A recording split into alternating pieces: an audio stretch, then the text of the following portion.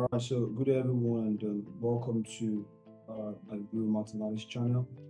So for today, we have a question from Gcse, and we hope to just look at it and get us familiar with some of the concepts in Gcse examinations.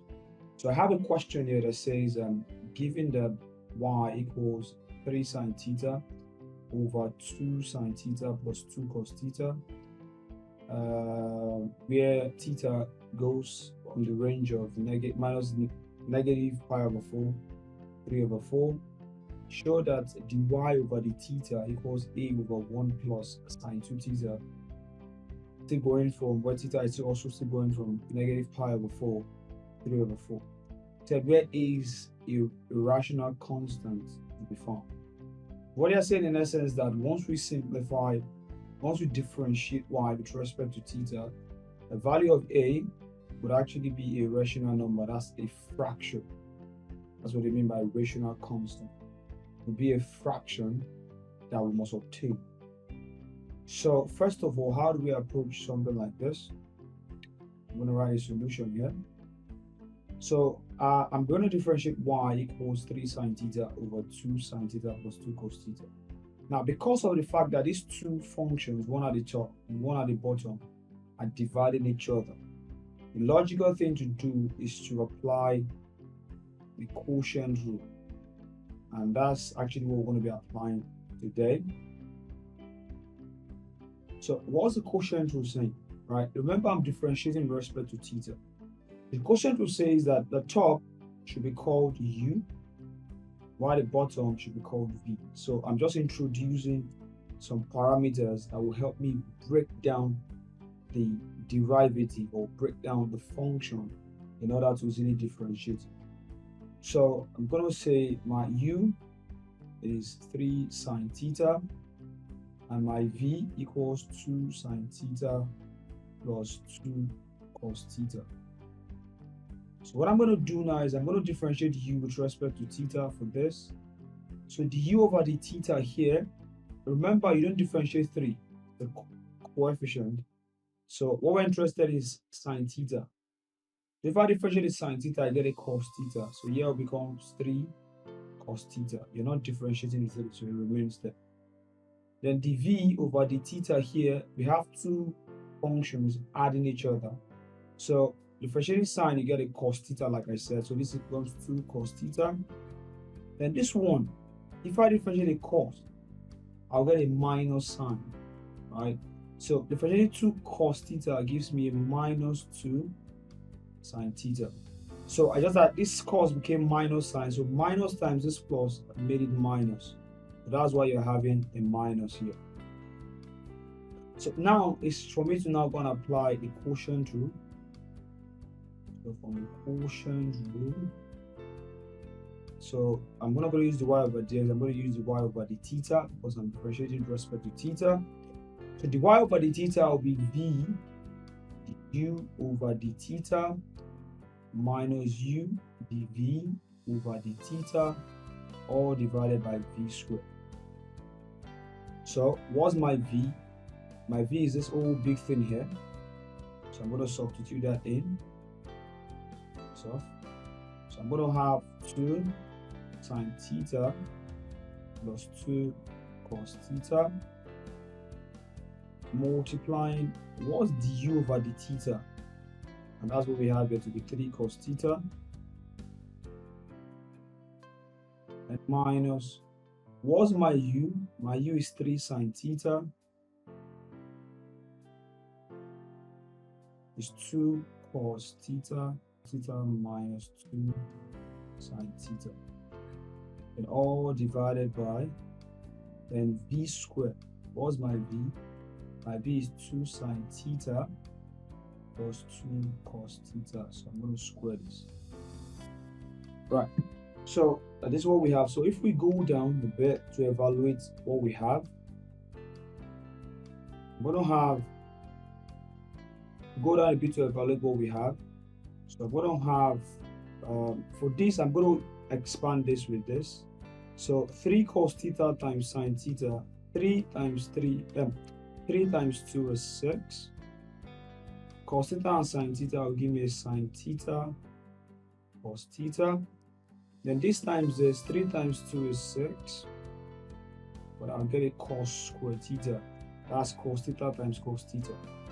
Then a minus, this multiplies this, will give me a 6 sin theta cos theta. Then minus times minus is a plus. So I get a plus sin square theta times sin square theta, sin theta times sin theta will give me a sin square theta. So 3 times 2 is 6. This one becomes a 2 sin square theta. And all divided by bracket 2 sin theta plus 2 cos theta and squared. Right. So now I can see that this cancels out this because you have a plus, you have a minus, and they're the same thing. So minus 6 sin theta cos theta plus minus 6 sin theta cos theta gives me 0. That's minus 6 plus 6. So what I'm going to be left with is going to be 6 cos square theta plus 6 sin square theta divided by, now I'm going to split this one into 2, sin theta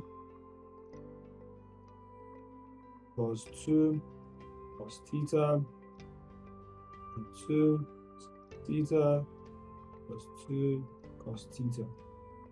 So that's because of the square. So I split it into 2. So at the end of the day, I'm going to have something of this nature. I can see that 6 is common at the numerator. So I'm going to have a 6 into bracket sin square theta plus cos square theta. So I just rearrange this by bringing it to the front and this to the. It's the same thing, it doesn't change anything. So divided by, I'll expand this, 2 sin theta times 2 sin theta will give me a 4 sin square theta plus 2 sin theta times 2 cos theta will give me a 4 cos theta sin theta plus 2 cos theta times 2 sin theta will give me a 4 sin theta cos theta again.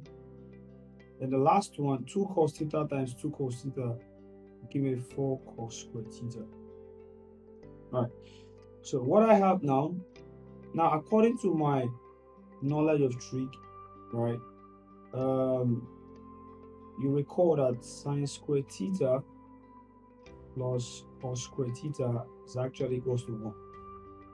So this expression in bracket at the top here becomes 1. So I have 6 to bracket 1 divided by, then this one I'm going to collect like terms here. So I'm going to have a 4 sin square theta plus this one becomes 8 sin theta cos theta because they are like terms. So I added them together. Then plus 4 cos square theta. So now I can see that at the denominator, 4 is common to the whole. So I have a 6 divided by 4 into bracket sin square theta plus 2 sin theta cos theta plus cos square theta. Now what I have now, I can see that sin square theta plus cos square theta, as according to what we've written here, is going to be 1. Then 2 sin theta. Okay, I'm also going to recall that 2 sin theta cos theta from trigonometrical identity is sin 2 theta. So this is from double angle in trigonometry. So if I use that to replace this, and sin square theta plus cos square theta is 1. So finally I'm going to get 6 over 4 into bracket 1 plus sin 2 theta. So, but the way they left the answer was, if you go back up, the way they left the answer was that you should leave it in form of A. Can you see it? Can you see it? Yeah, A over 1 plus sin 2 theta. So how do we write that? Because we need to know what A would be, because A can actually be found. So what I'm going to do now is I'm going to do a little bit of a manipulation around here. So I'm going to write something like 6 over 4 times 1 over 1 plus sin 2 theta. So what I've done here is the same thing as what you have here. 6 times 1 is 6. 4 times this will give me this. So 6 over 4 multiplies 1. So at the end of the day, I'll get something like 6 over 4 over 1 plus sine 2 theta. Now, the 4 can always come down, just like what you have here to multiply this. So it's the same thing. I've not really changed anything. So 2 here 3, 2 here 2. Then finally, I'm going to get a 3 over 2 divided by 1 plus sine 2 theta. And that will be the answer to the question.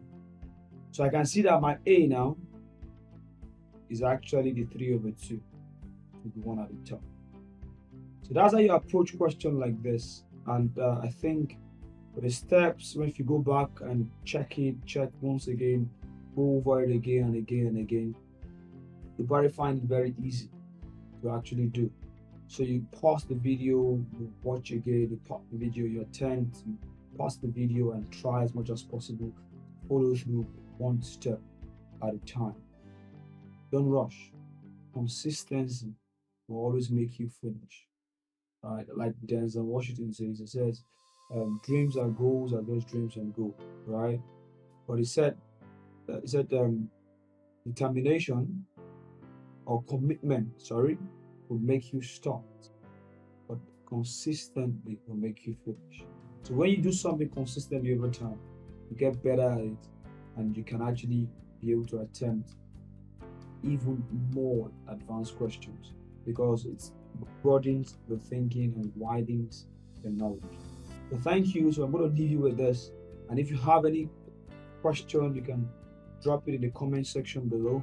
If you have anything you want us to do for you, you can reach us at our Gmail at ziglatinstitute@gmail.com, or you can just type something in the comment section and we're sure to reach you as soon as we can.